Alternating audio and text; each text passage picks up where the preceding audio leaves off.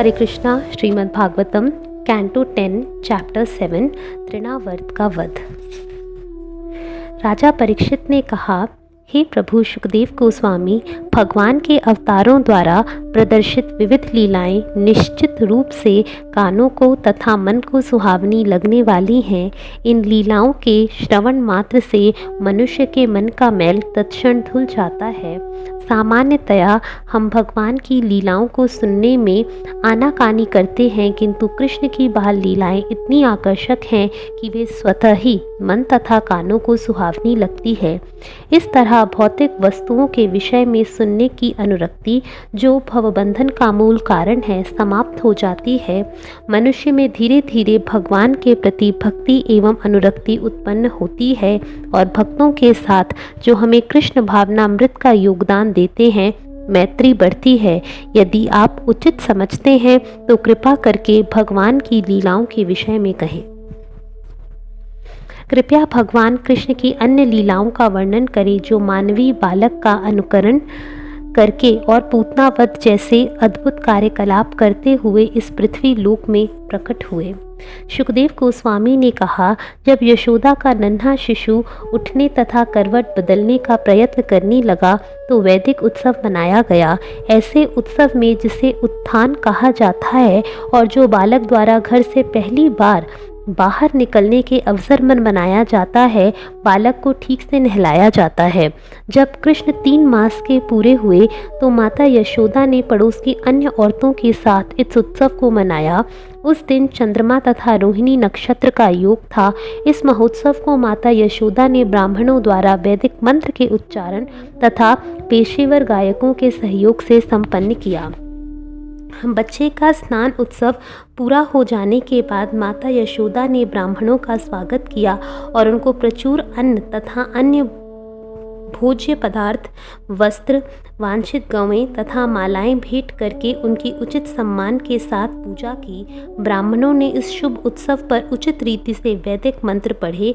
जब मंत्रोच्चार समाप्त हुआ और माता यशोदा ने देखा कि बालक उनींदा हो रहा है तो वे उसे लेकर बिस्तर पर तब तक लेटी रहीं जब तक वह शांत होकर सो नहीं गया। उत्थान उत्सव मनाने में मग्न उदार माता यशोदा मेहमानों का स्वागत करने, आदर सहित उनकी पूजा करने तथा उन्हें वस्त्र, गवें, मालाएं तथा अन्न भेंट करने में अत्यधिक व्यस्त थीं। अतः वे बालक के रोने को नहीं सुन पाई। उस समय बालक कृष्ण अपनी माता का दूध पीना चाहता था, अतः क्रोध में आकर वह अपने पांव ऊपर की ओर उछालने लगा। श्री कृष्ण आंगन में एक कोने में छकड़े के नीचे लेटे हुए थे और यद्यपि उनके पांव कोपलों की तरह कोमल थे, किंतु जब उन्होंने अपने पांवों को छकड़ने पर लात मारी तो वह भड़बड़ा कर उलटने से टूट फूट गया। पहिए धुरे से विलग हो गए और बिखर गए और गाड़ी का लट्ठा टूट गया। इस गाड़ी पर रखे सबसे छोटे छोटे धातु के बर्तन भांडे इधर उधर छितरा गए।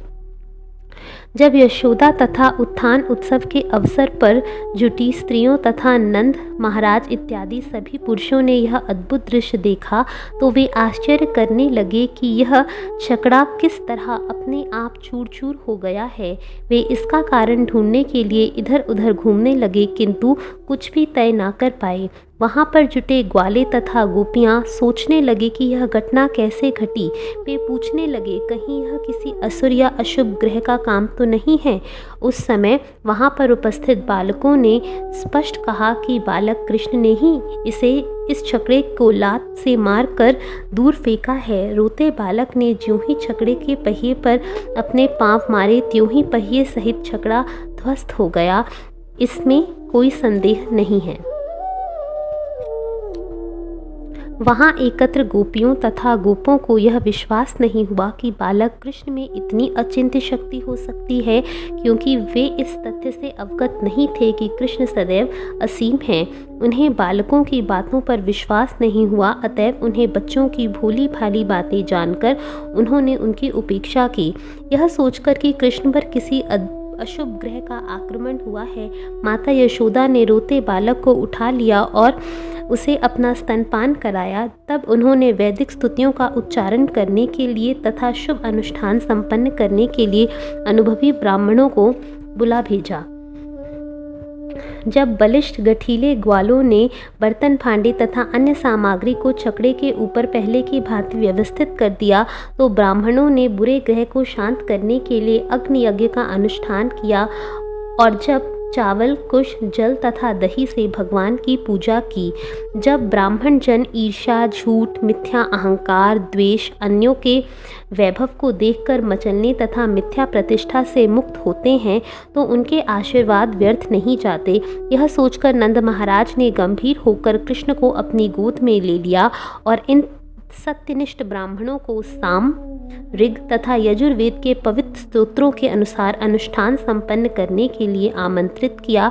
जब मंत्रोच्चार हो रहा था तो नंद ने बच्चे को शुद्ध जड़ी बूटियों से मिश्रित जल से स्नान कराया और अग्नि यज्ञ करने के बाद सभी ब्राह्मणों को उत्तम अन्न तथा अन्य प्रकार के पदार्थों का स्वादिष्ट भोजन कराया। नंद महाराज ने अपने पुत्र के धन वैभव हेतु ब्राह्मणों को गौवें दान में दी, जो वस्त्रों, फूल मालाओं तथा सुनहरे हारों से सजाई गई थी।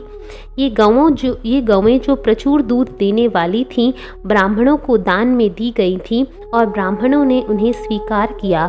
बदले में उन्होंने समूचे परिवार को तथा विशेष रूप से कृष्ण को आशीर्वाद दिया। वैदिक मंत्रों के उच्चारण में पूरी तरह पटु ब्राह्मण योग शक्तियों से संपन्न योगी थे। वे जो भी आशीर्वाद देते वह कभी निष्फल नहीं जाता था। एक दिन कृष्ण के आविर्भाव के 1 वर्ष बाद माता यशोदा अपने पुत्र को अपनी गोद में दुलार रही थी। तभी सहसा उन्हें वह बालक पर्वत की चोटी से भी भारी लगने लगा, जिससे वे उसका भार सहन न कर पाईं। बालक को संपूर्ण ब्रह्मांड के बराबर भारी अनुभव करते हुए, अतएव यह सोचते हुए कि बालक को कोई दूसरा भूत प्रेत या असुर सता रहा है, चकित माता यशोदा ने बालक को जमीन पर रख दिया और नारायण का चिंतन करने लगी। उत्पात की आशंका से उन्होंने इस भारीपन के शमन हेतु ब्राह्मणों को बुला भेजा और फिर घर के कामकाज में लग गई। उनके पास नारायण के चरण कमलों को स्मरण करने के अतिरिक्त कोई अन्य विकल्प न था, क्योंकि वे यह नहीं समझ पाई कि कृष्ण ही हर वस्तु के मूल स्रोत हैं।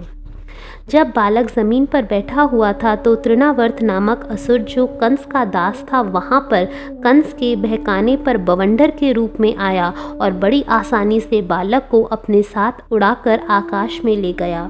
उस असुर ने प्रबल बवंडर के रूप में सारे गोकुल प्रदेश को धूल के कणों से ढकते हुए सभी लोगों की दृष्टि ढक ही ली और भयावनी आवाज करता हुआ सारी दिशाओं को कपाने लगा। क्षण भर के लिए समूचा चारागृह धूल भरी अंकन से घने अंधकार से ढक गया और माता यशोदा अपने पुत्र को उस स्थान में ना पा सकी जहां उसे बिठाया था। तृणावर्त द्वारा फेंके गए बालू के कणों के कारण लोग ना तो स्वयं को देख सकते थे और ना किसी और को। इस तरह वे मोहित तथा विचलित थे। प्रबल बवंडर से उठा अंकन के कारण माता यशोदा ना तो अपने पुत्र का कोई पता लगा सकी, ना ही कोई कारण समझ पाई। वे जमीन पर इस तरह गिर पड़ी मानो किसी गाय ने अपना बछड़ा खो दिया हो। वे अत्यंत करुण भाव से विलाप करने लगी। जब अंधर तथा बवंडर का वेग घट गया तो यशोदा का करुण क्रंदन सुनकर उनकी सखियां गोपियां उनके पास आईं, किंतु वे भी कृष्ण को वहां ना देखकर अत्यंत उद्विग्न हुई और आंखों में आंसू भरकर माता यशोदा के साथ वे भी रोने लगी। तृणावर्त असुर वेगवान बवंडर का रूप धारण करके कृष्ण को आकाश में बहुत ऊंचाई तक ले गया, किंतु जब कृष्ण असुर से भारी हो गए तो असुर का वेग रुक गया, जिससे वह और आगे नहीं जा सका। कृष्ण के भार के कारण तृणावर्त उन्हें विशाल पर्वत या लोह का पिंड मान रहा था, किंतु कृष्ण ने असुर की गर्दन पकड़ रखी थी, इसलिए वह उसे फेंक नहीं पा रहा था। इसलिए उसने सोचा कि यह बालक अद्भुत है, जिसके कारण मैं ना तो उसे ले जा सकता हूँ ना इस भार को दूर फेंक सकता हूँ। कृष्ण ने तृणावित के गले को पकड़ रखा था, इसलिए उसका दम घुट रहा था, जिससे वह ना तो कराह सकता था, ना ही अपने हाथ पैर हिला डुला सकता था। उसकी आंखें बाहर निकल आई थी, उसके प्राण निकल गए और वह उस छोटे बालक सहित व्रज की भूमि पर नीचे आ गिरा। जब वहाँ एकत्र गोपियाँ कृष्ण के लिए रो रही थी, तो वह असुर आकाश से पत्थर की एक बड़ी चट्टान पर आ गिरा, जिससे उसके सारे अंग छिन्न भिन्न हो गए, मानो भगवान शिवजी के बाण से भेदा गया त्रिपुरासुर हो। गोपियों ने तुरंत ही कृष्ण को असुर की छाती से उठाकर माता यशोदा को लाकर सौंप दिया। वे समस्त अशुभों से मुक्त थे, चूँकि बालक का असुर द्वारा आकाश में ले जाए जाने पर भी किसी प्रकार की चोट नहीं आई थी और वह अब सारे खतरों तथा दुर्भाग्य से मुक्त था। इसलिए नंद महाराज समेत सारे ग्वाले तथा गोपियाँ अत्यंत प्रसन्न थे। यह सबसे अधिक आश्चर्य की बात है कि यह अबोध बालक इस राक्षस द्वारा खाए जाने के लिए दूर ले जाया जाकर भी बिना मारे या चोट खाए वापस लौट आया। क्योंकि राक्षस ईर्ष्यालु, क्रूर तथा पापी था, इसलिए वह अपने पाप पूर्ण कृत्यों के लिए मारा गया। यही प्रकृति का नियम है। निर्दोष भक्त की रक्षा सदैव भगवान द्वारा की जाती है और पापी व्यक्ति को अपने पापमय जीवन के लिए दंड दिया जाता है। नंद महाराज तथा अन्य लोगों ने कहा, हमने अवश्य ही पूर्व जन्म में दीर्घकाल तक तपस्या की होगी, भगवान की पूजा की होगी, जनता के लिए सड़कें तथा कुएं बनवाकर पुण्य कर्म किए होंगे और दान भी दिया होगा, जिसके फलस्वरूप मृत्यु के मुख में गया हुआ यह बालक अपने संबंधियों को आनंद प्रदान करने के लिए लौट आया है। बृहद्वन में इन सारी घटनाओं को देखकर नंद महाराज अधिकाधिक आश्चर्यचकित हुए और उन्हें वसुदेव के वे शब्द स्मरण हो आए जो उन्होंने मथुरा में कहे थे। एक दिन माता यशोदा कृष्ण को अपनी गोद में बिठाकर उन्हें मातृ स्नेह के कारण अपने स्तन से दूध पिला रही थी। दूध उनके स्तन से चू रहा था और बालक उसे पी रहा था। हे राजा परीक्षित, जब बालक कृष्ण अपनी माता का दूध पीना लगभग बंद कर चुके थे और माता यशोदा उनकी सुंदर कांतिमान हंसते मुख को छू रही थी और निहार रही थी, तो बालक ने जम्हाई ली और माता यशोदा ने देखा कि उनके मुंह में पूरा आकाश, उच्च लोक तथा पृथ्वी, सभी दिशाओं के तारे, सूर्य, चंद्रमा, अग्नि, वायु, समुद्र, द्वीप, पर्वत, नदी, जंगल तथा चर अचर सभी प्रकार के जीव समाये हुए हैं। जब यशोदा माता ने अपने पुत्र के मुखारविंद में संपूर्ण ब्रह्मांड देखा तो उनका हृदय धक धक करने लगा तथा आश्चर्यचकित होकर वे अपने अधीर नेत्र बंद करना चाह रही थी। हरे कृष्णा।